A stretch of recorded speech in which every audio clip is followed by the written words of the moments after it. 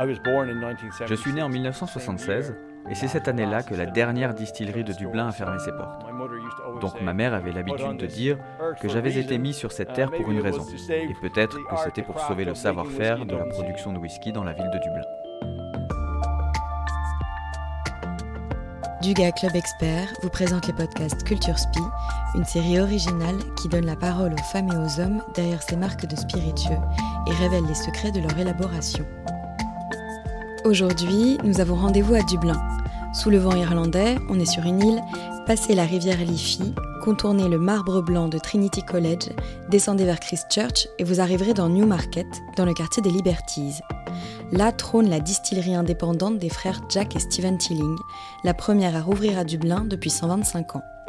Le renouveau, ce n'est pas qu'avec leur distillerie. Les frères Tilling expérimentent avec différentes céréales, fermentation, distillation, mais surtout avec une diversité innombrable de vieillissement et de finish. Aujourd'hui, une immersion au cœur de la Tilling Whisky Company, locomotive de la résurrection du whisky irlandais.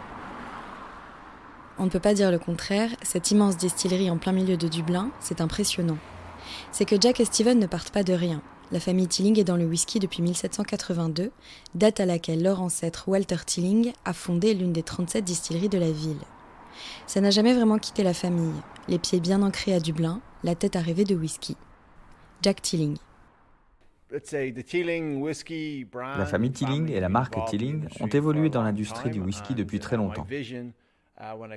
Mon but, quand on a créé la Tilling Whisky Company en 2012, c'était de retrouver la signature de notre famille et de ramener la distillation de whisky dans le centre de Dublin. Et aussi d'emmener plus loin la catégorie en produisant des whiskies irlandais différents. Au fait, est-ce que vous connaissez l'histoire du whisky irlandais ? La production de whisky irlandais est très ancienne. C'est ici qu'elle a commencé et après elle a été en Écosse et aux États-Unis et partout ailleurs. Donc on a vraiment un héritage unique.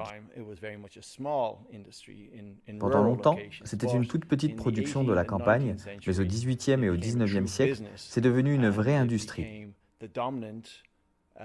Et le whisky irlandais est devenu celui qui s'exportait partout dans le monde. Et ce qui est unique avec le whisky irlandais, c'est que quand les gens pensent au whisky, ils pensent campagne, lac, rivière, aux fermes où les céréales sont cultivées. Mais en Irlande, c'est différent. En Irlande, c'était différent parce qu'il était facile d'acheminer les céréales au cœur même des villes. Au début du XXe siècle, Dublin comptait alors 37 distilleries, toutes situées dans les Liberties. Et après, qu'est-ce qui s'est passé ? Alors, on est passé de tout à rien. On est passé d'être les plus larges producteurs aux jours sombres du whisky irlandais. La guerre d'indépendance contre l'Empire britannique a créé beaucoup de problèmes. Et il y avait aussi les États-Unis, mais ils avaient la prohibition. Donc des années 30 aux années 90, beaucoup de distilleries ont fermé leurs portes et disparu complètement. Ça a conduit à la fin des distilleries de la ville de Dublin. Les distilleries qui avaient réussi à survivre sont parties de la ville et se sont regroupées pour former les Irish Distillers, pour être plus fortes sur le marché international. En 1987, John Tilling, le père de Jack et Stephen, a monté la première distillerie indépendante depuis les années noires pour briser le monopole des Irish Distillers. Et depuis les années 90, le whisky irlandais est en train de retrouver un âge d'or. On grandit et on présente le whisky aux jeunes générations. Je crois que ce dont on avait besoin, c'est de sang neuf, de gens qui font les choses de manière plus moderne. Nous, quand on a lancé la Tilling Company, ce qu'on voulait vraiment, c'est toucher les jeunes, qu'ils se sentent concernés par le whisky qu'on faisait et fiers aussi en tant que Dublinois et Irlandais, qu'ils nous aident à raconter notre histoire. En voyant tout ce qu'il se passait, les tendances, en voyant aussi comment c'était difficile de présenter le whisky irlandais, ça a fait germer une idée dans ma tête de ce qui selon moi manquait, de quelque chose de plus moderne. En étant respectueux du passé, de tout ce riche héritage, de tout ce qui était avant nous, mais aussi en ayant confiance qu'on pouvait le faire de façon plus contemporaine pour aller de l'avant, pour construire l'avenir. Quel whisky est-ce que vous vouliez créer ? On voulait construire à partir de ce que les gens aimaient. donc un profil doux et sucré, mais en y apportant du caractère et du goût, pour amener les gens à se dire « Ah, mais le whisky irlandais peut être plus intéressant que ce que je pensais ». En fait, pour moi, le whisky irlandais, c'est une magnifique toile. Un whisky irlandais traditionnel, on le vieillit pendant 4 ans en utilisant un bon fût de bourbon, et ça donne ce qui est pour moi un mur blanc sur lequel on peut ajouter beaucoup de saveurs intéressantes et de caractère. Et parce qu'il y avait très peu de concurrence à l'époque, il y avait beaucoup de place pour essayer de faire les choses différemment. Quand leur père a vendu sa distillerie, Jack et Steven ont gardé les jus et les ont emmenés dans leur chai de la péninsule de Greenore, près de la frontière avec l'Irlande du Nord, pour expérimenter. Ils ont commencé avec le small batch, devenu depuis une figure emblématique de Teeling.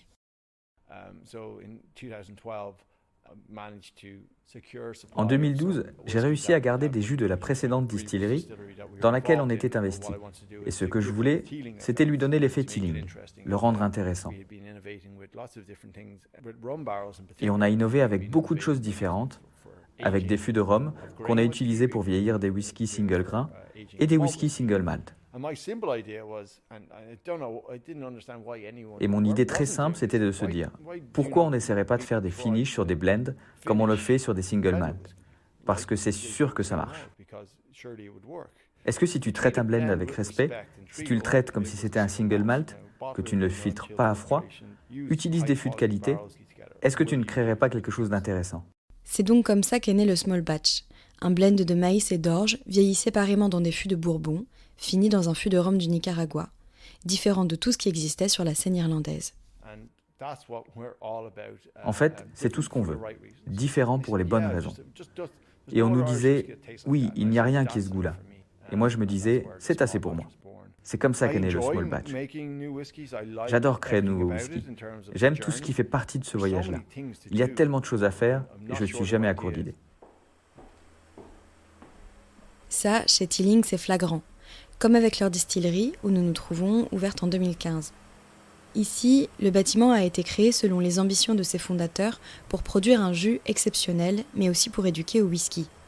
Tout est fait en transparence. On peut voir le broyage, la fermentation et la distillation exercée dans les 3 immenses alambics à repasse, nommés d'après les 3 filles de Jack, Alison, Nathalie et Rebecca.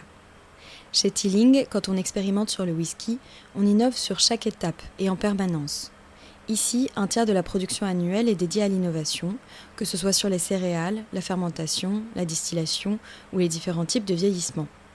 Je retrouve Chris, brand ambassadeur Europe pour la maison Teeling, qui me fait visiter la salle de production, puis m'emmène dans la salle de dégustation du whisky pour plus d'explications. Est-ce que tu peux m'expliquer comment est-ce que vous sourcez vos céréales? Comment vous les choisissez? Tout d'abord, c'est la qualité qui est la chose la plus importante, mais aussi, en ce qui concerne la façon dont on choisit nos céréales, ça revient encore à la recherche des nouvelles saveurs. Par exemple, on fait tout le temps des différents tests sur les types de céréales que presque personne n'utilise dans l'industrie de whisky.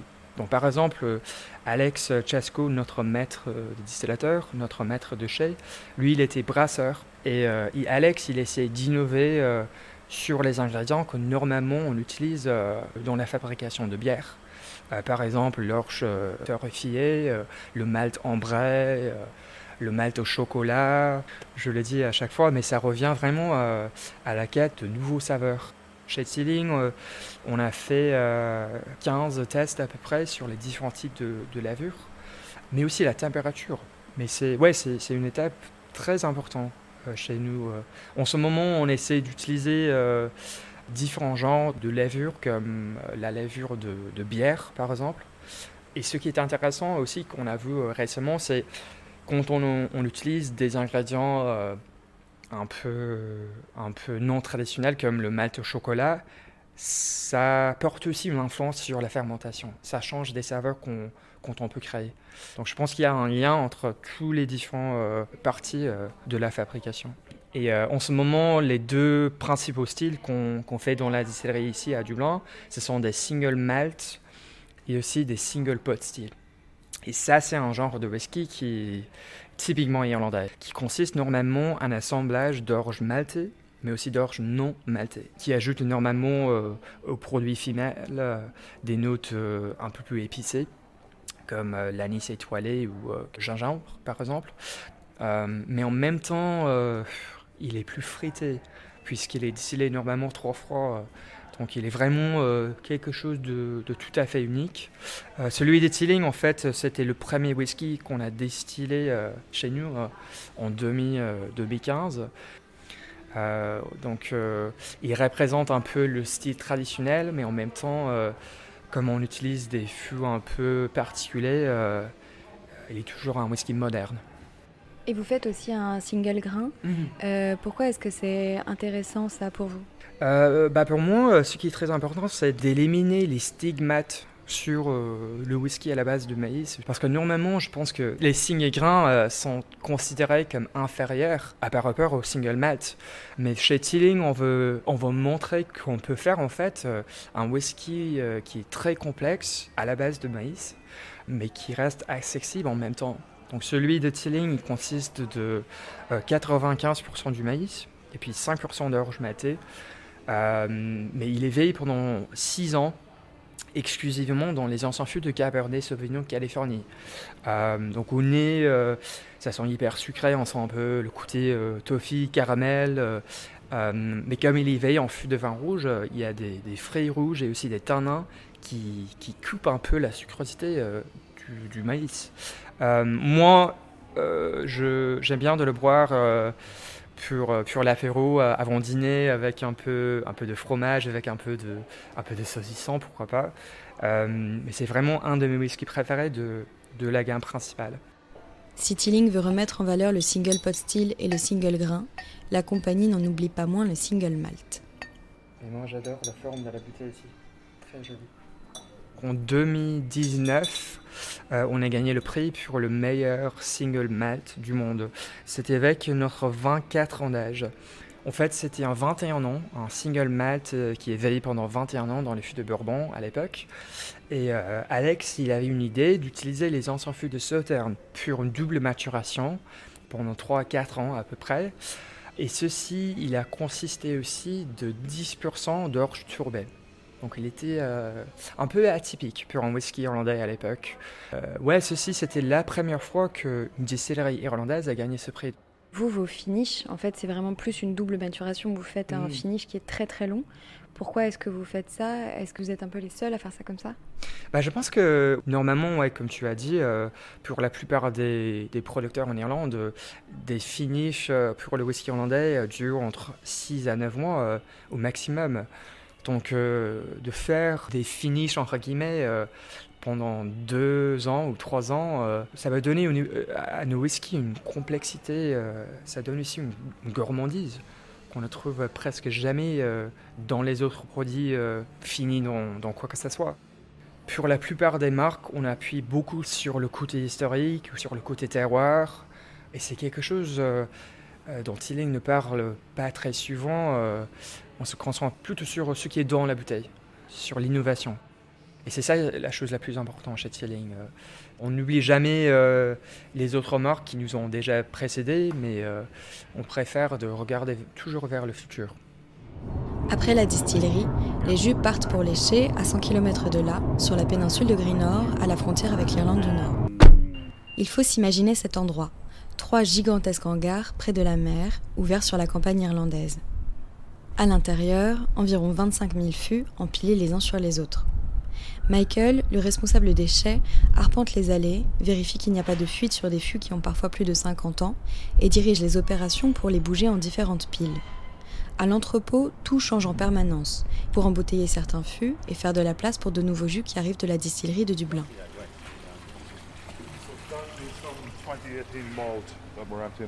Est-ce que vous entendez le bruit du whisky qui s'écoule ? Michael et ses équipes percent les fûts et laissent les jus couler dans un grand bac, comme une mangeoire. Puis ils sont refermés avec un bouchon et stockés. Michael. On est en train de vider du single malt 2018 pour le remettre dans des fûts de Carcavelos et de Porte Ruby qui arrivent ce matin.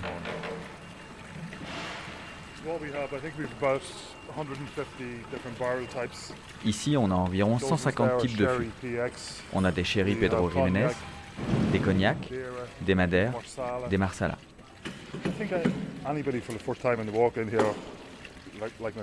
Je pense que n'importe qui entre ici pour la première fois est fasciné comme moi par la quantité de fûts qu'on a ici, et tous leurs types différents, tous les différents arômes et odeurs. Je pense que les premières semaines, tu regardes tout, tu sens tout. Moi, ça fait 6 ans que je suis là, et ça change tout le temps. Laissons Michael travailler pour retrouver Alex Chasko, Master Blender et Master Distiller pour la Teeling Whisky Company. For me, the warehouse is kind of like going back and seeing an old friend. Pour moi, aller au chai de vieillissement, c'est comme retrouver un vieil ami. C'est comme se dire « Ah oui, c'est vrai, je me souviens ce fût il y a 5 ans. Je me demande comment il va. Je me demande ce qu'il se passe dedans. » Et tu vois comment ils vieillissent. Tu vois comment ils avancent dans le temps et comment ils changent. Donc tu peux aller voir un vieux fût et te demander comment il va cette année. Qu'est-ce qu'il se passe? Est-ce que c'est bon là ou est-ce qu'on attend encore une autre année? C'est à la fois rendre visite à de vieux amis et vérifier comment les choses ont évolué et vieilli.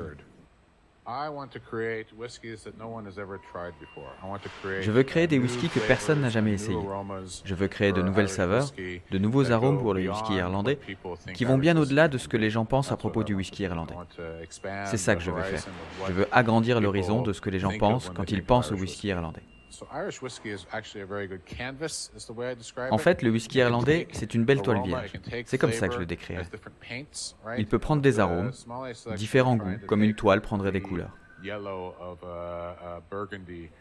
Et par exemple, avec la sommelier sélection, on essaie de prendre le jaune d'un Bourgogne, le bleu d'un Sauterne, on essaie d'amener le whisky dans une nouvelle direction et le fût de vin nous y aide.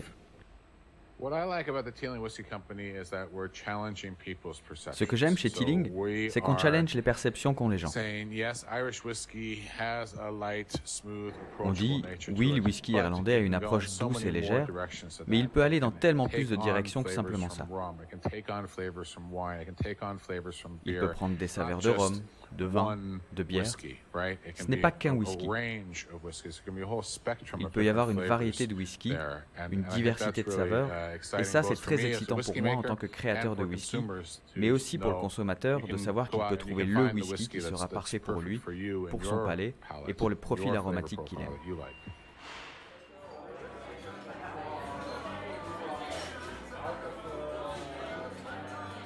Quittons-nous dans Temple Bar, épicentre des pubs dublinois, pour un whisky sour bien mérité. Teeling, c'est une distillerie ultra-moderne au cœur de la ville, que rejoignent des chais battus par la mer et le vent. C'est la fierté de l'histoire irlandaise et l'envie folle de l'innovation. Tout est possible, tout reste encore à tester, pour peu qu'on se laisse guider par le goût. C'est bien là toute la beauté du whisky. La précision dans la fabrication d'un produit complexe, les ambitions d'un spiritueux à la variabilité infinie. Gageons alors que, mené par des distilleries comme celle-là, le whisky irlandais n'en est qu'au tout début de sa renaissance.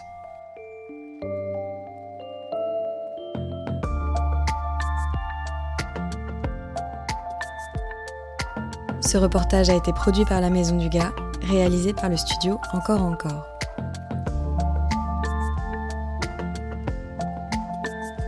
Les podcasts Culture Spi reviendront dans quelques semaines pour vous faire découvrir une nouvelle fois les dessous de fabrication et d'élaboration des marques du Gars Club Expert. En attendant, si vous avez aimé cet épisode, n'hésitez pas à le partager sur vos réseaux sociaux. Vous pouvez retrouver les whisky Teeling chez votre caviste et sur le site dugaclubexpert.fr.